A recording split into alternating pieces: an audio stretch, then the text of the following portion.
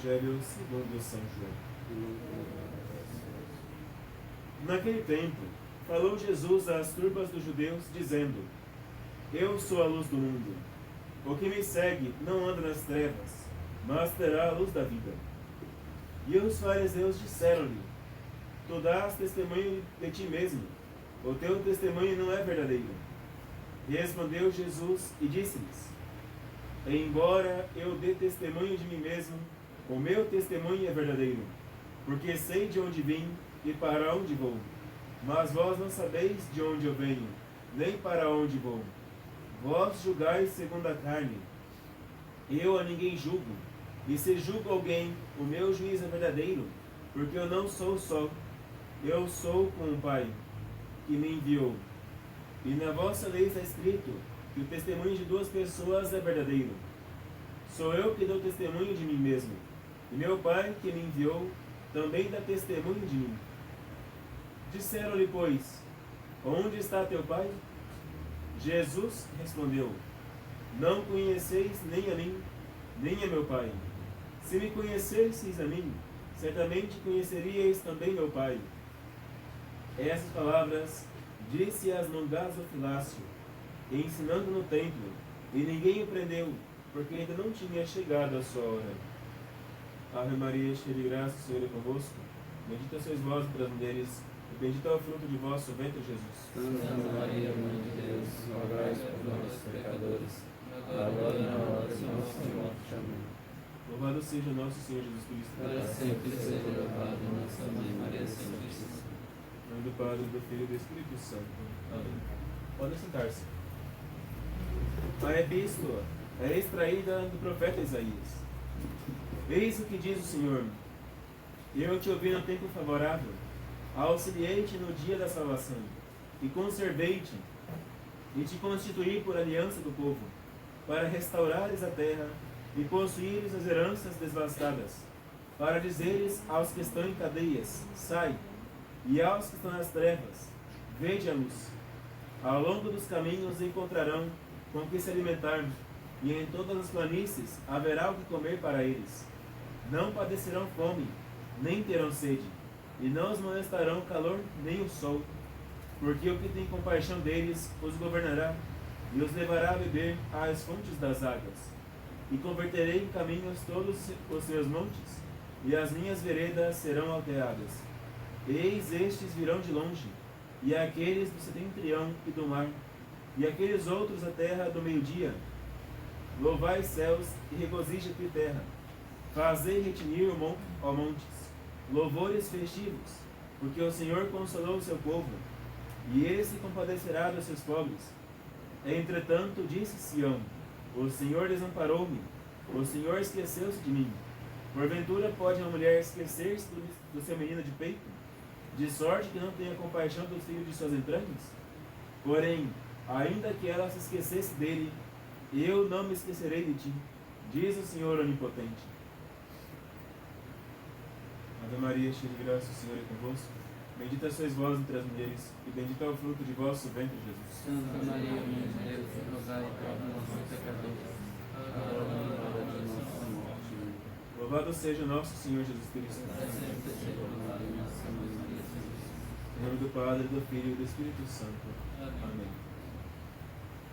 Ainda estamos na Semana da Alegria, uma semana da Quaresma que é dedicada a uma certa alegria da espera da vinda do nosso Senhor, da salvação que nosso Senhor há de operar. Está chegando o tempo do fim da penitência, do fim do jejum corporal, que a igreja pede que nós façamos. Está chegando o tempo em que vai terminar o nosso sufoco. Está chegando o tempo em que aqueles que julgavam ser maiores do que Cristo serão desprezados. Este tempo há de chegar. Como diz a própria leitura do profeta Isaías: acaso pode uma mulher esquecer-se do menino que está em seu peito e que ela dá de amamentar? Mas, mesmo que ela se esqueça, eu não me esquecerei de ti, diz o Senhor Onipotente.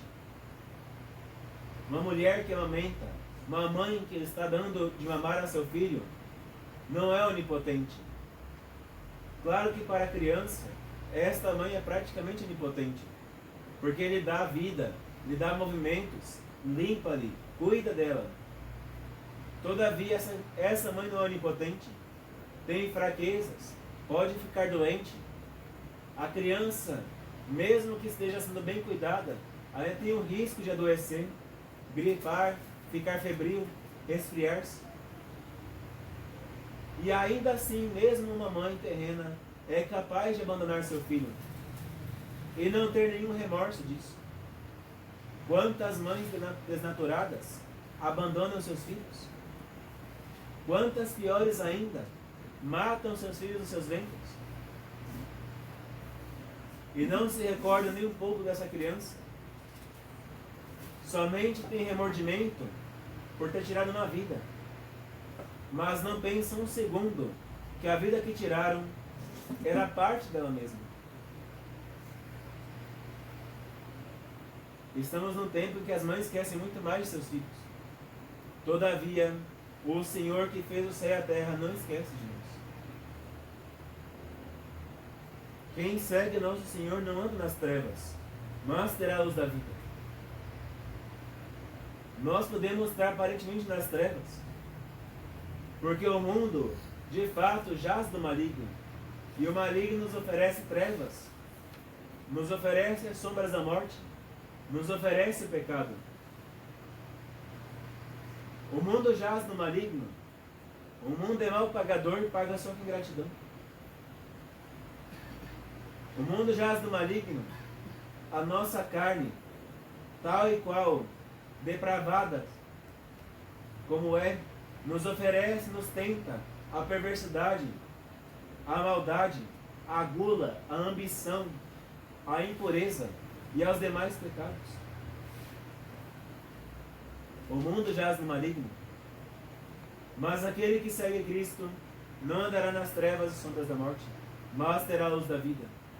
Porque aquele que segue a Cristo, neste mar tenebroso que o mundo nos está conduzindo, nessas tentações variadas, no meio da serpentário em que nós andamos pisando, com a nossa carne querendo virar uma delas, nosso Senhor nos oferece uma lâmpada ardente, um lume festivo, tal e qual a primavera sugere o fim do inverno com alguns ventos no meio deste. Assim nosso Senhor nos oferece a sua luz no meio das trevas em que estamos suportando. Nosso Senhor não esqueceu de nós. Nosso Senhor não esqueceu de nós. A prova tão grande que não esqueceu de nós é que estamos aqui hoje.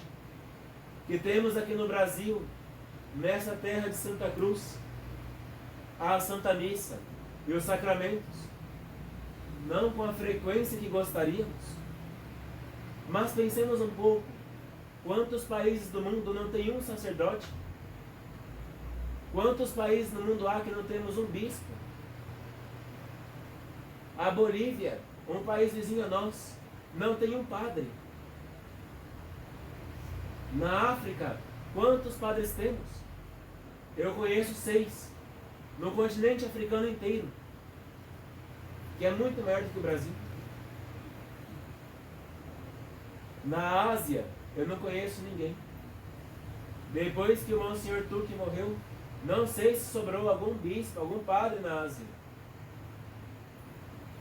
No Brasil, para contentamento geral de nossa terra brasileira, temos ainda 10 padres que estão ainda fazendo missões nessa terra de Santa Cruz. 10 sacerdotes que estão aqui salvando almas, levando os sacramentos, pregando em vários lugares, fazendo missões constantemente. Somos poucos, é claro. O Brasil precisaria de 10 mil, 100 mil. Mas temos mais do que muitos lugares do mundo.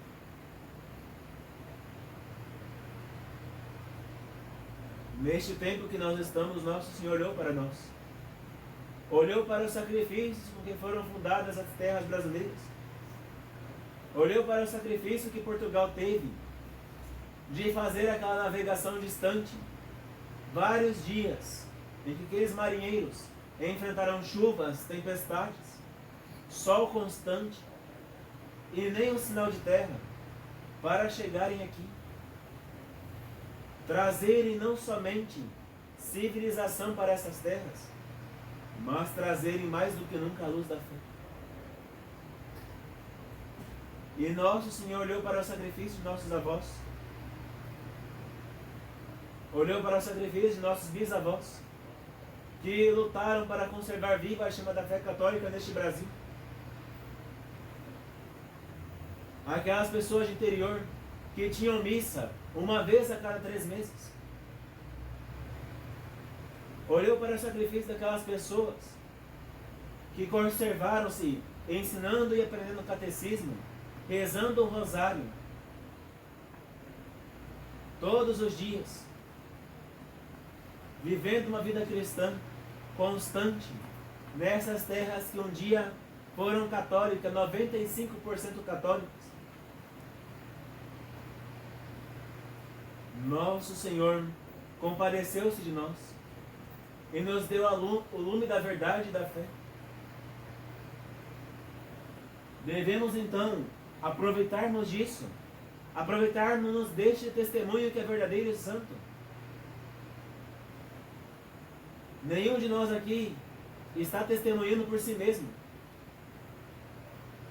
Todos nós aqui, como batizados, como filhos de Deus e filhos de Maria Santíssima, e como estes dias, devotos, seguidores do gloriosíssimo São José, temos a graça nessas terras brasileiras, mais do que nunca, de vermos reacender em nossos corações a luz da fé e não estarmos sós.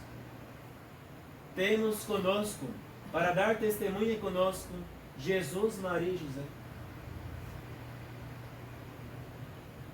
Em todo lugar onde temos duas testemunhas, já temos um juízo verdadeiro. Nós não temos somente 2 testemunhas.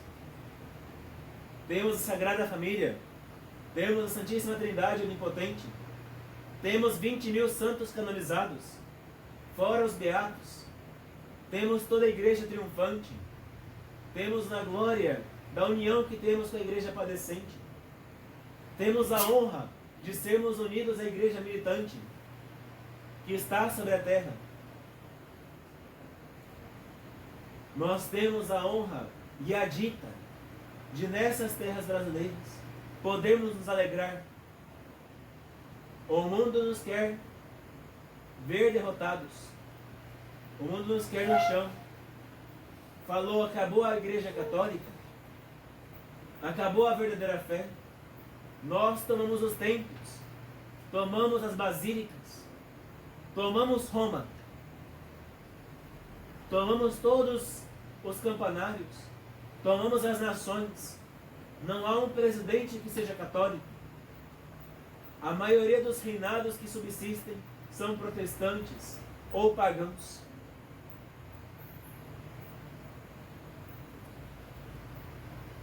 O mundo quer nos derrotar e nos lançar para baixo, tal e qual os fariseus do Evangelho de hoje quiseram atormentar a Jesus Cristo. Mas nós devemos estar alegres, mesmo nessa quaresma, que não foi imposta por nós mesmos e nem pela Igreja, foi tolerada por Deus e foi imposta por Satanás. Essa quaresma que nós estamos passando, que já passam de 70 anos, nosso Senhor permitiu para nós, como um tempo de deserto. Mas adiante de nós está a terra prometida. Nosso Senhor nos diz várias vezes no Evangelho: coragem, eu venci o mundo. O mundo pode ter alguns minutos de vitória, mas nosso Senhor já o derrotou há muito tempo. A grande guerra contra o mundo já acabou há muito tempo. O combate espiritual que nós travamos é somente uma batalha individual que nós temos. Mas a guerra já foi vencida. Portanto, nós que estamos aqui temos o direito de alegrarmos. Essa não é a primeira situação que a igreja fica desconcertada. Não é a primeira vez que o mundo está contra a igreja.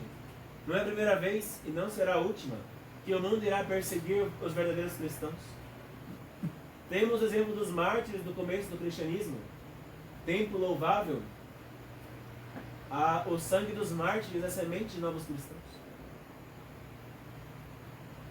Temos o tempo das heresias dos primeiros séculos, do século IV ao século VII, em que, além das heresias, tiveram as invasões dos bárbaros.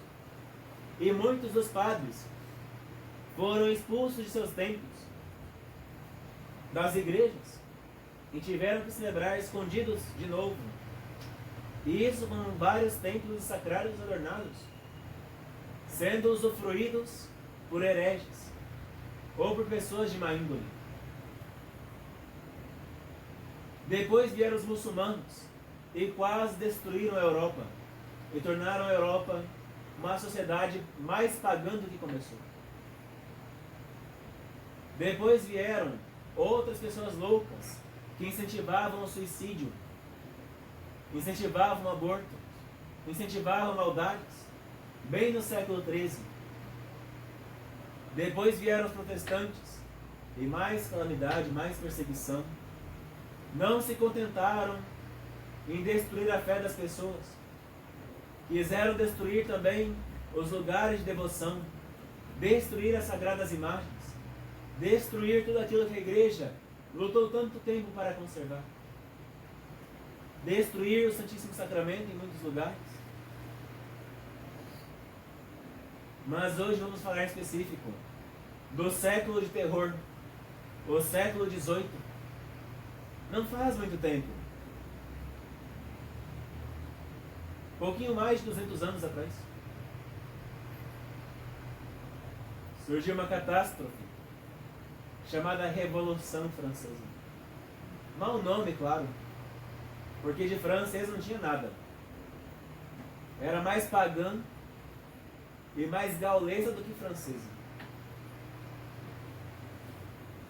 Revolução maldita. Mataram num só ano 10 mil pessoas. 90% eram padres e freiras. Invadiram casas. Mataram famílias inteiras. Devastaram povoações porque tinham a honra de receber um padre em sua casa, de ter uma missa. Padres tiveram que disfarçar-se, trabalhando em empregos comuns. Muitos se disfarçaram de cozinheiros, mordomos, alfaiates. São João Maria Vianney dessa época. E o seu confessor era um cozinheiro, nas horas vagas, e que não estava confessando as pessoas. Que calamidade, que perseguição.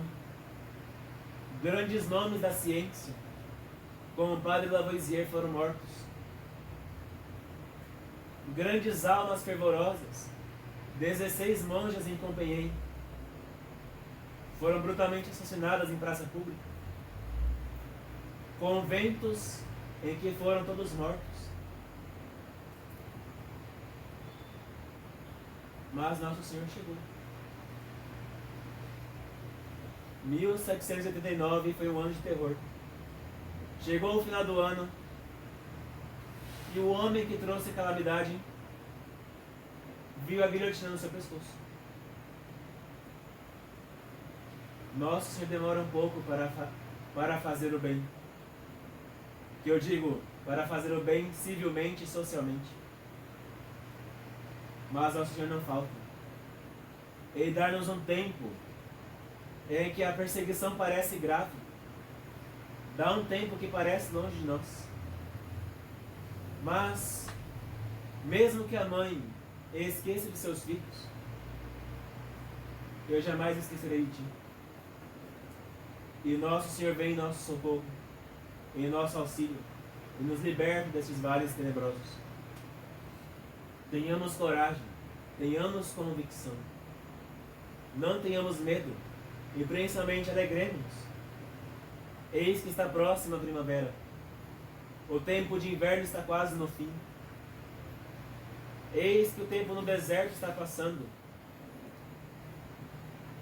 E a chama acesa que nosso Senhor implantou em nossa alma, tal e qual a coluna de fogo que guiava os israelitas, está nos levando para a terra prometida.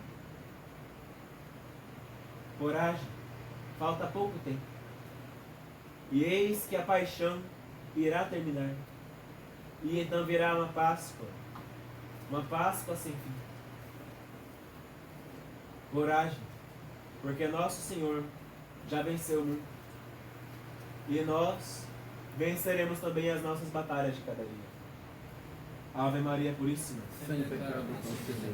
Ave Maria, cheia de graça, o Senhor é convosco. Bendita sois vós entre as mulheres, e bendito é o fruto de vosso ventre, Jesus. Santa Maria, Mãe de Deus, rogai por nós, pecadores, agora e na hora da nossa morte. Amém.